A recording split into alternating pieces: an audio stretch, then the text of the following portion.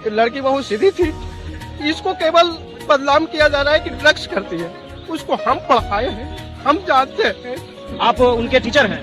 हाँ, हम 8 क्लास तक हम उसको पढ़ाए। बहुत शांत स्वभाव की। मामला जहानाबाद की एक 18 वर्ष की बच्ची का है जो पटना में शंभू गर्ल्स हॉस्टल में रह रही होती है अपनी डॉक्टर्स की पढ़ाई के लिए। 5 जनवरी को वो अपने घर से हॉस्टल पहुंचती है। 6 जनवरी को अपने कमरे में बेहोश पाई जाती है।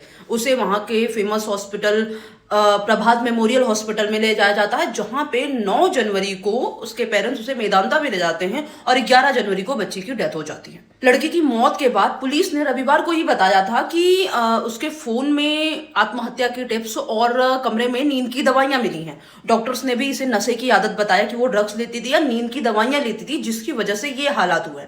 लेकिन बच्ची के पेरेंट्स ने हत्या और दुष्कर्म का आरोप लगाया है।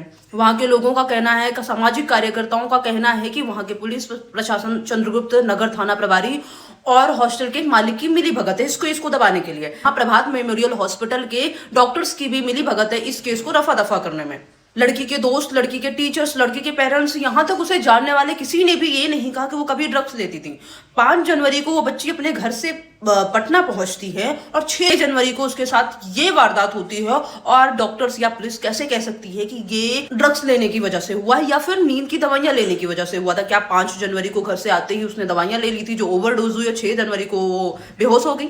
उसके शरीर पे चोट के निशान क्या नींद की दवाइयों की वजह से आए थे?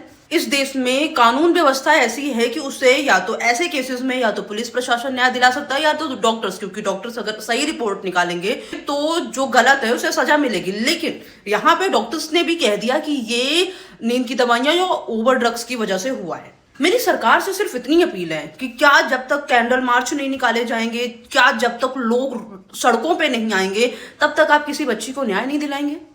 आपको आए दूसरे दिन ऐसी जघन्य अपराध वाले केस मिल जाएंगे। नॉर्मल केसेस तो हर सेकंड हर मिनट होते जा रहे हैं हमारे यहाँ, और हमारी सरकार फिलहाल किससे उम्मीद करे? अगर न्याय लेने के लिए लोगों को सड़कों पे उतरना पड़े, परिवार को सड़कों पे उतर के न्याय मांगना पड़े भीख की तरह ना, तो ये जनता की कमी नहीं, ये सरकार की नाकामी है। अगर पुलिस प्रशासन या फिर हॉस्पिटल से इस तरह से वर्क कर रहे हैं तो ये आपकी नाकामी शो करता है। कब तक, मेरा सवाल आपसे है, कब तक ये केसेस ऐसे होते रहेंगे? क्या आपका कोई ध्यान नहीं है इस पर? आपको नहीं लगता ये केस होने के बाद वहां पर रह रही और बच्चियां किस तरह सदमे में रहेंगी? वहां पढ़ रही बच्चियां किस तरह से सदमे में रहेंगी, किस तरह पढ़ाई करेंगी, जिनके मन में ये डर बैठ गया होगा? आप जितना महिला सम्मान की धज्जियां उड़ा रहे हैं ना, और जितना रैलियों में आप महिला सम्मान की बातें करते हैं ना, शर्म आनी चाहिए, शर्म।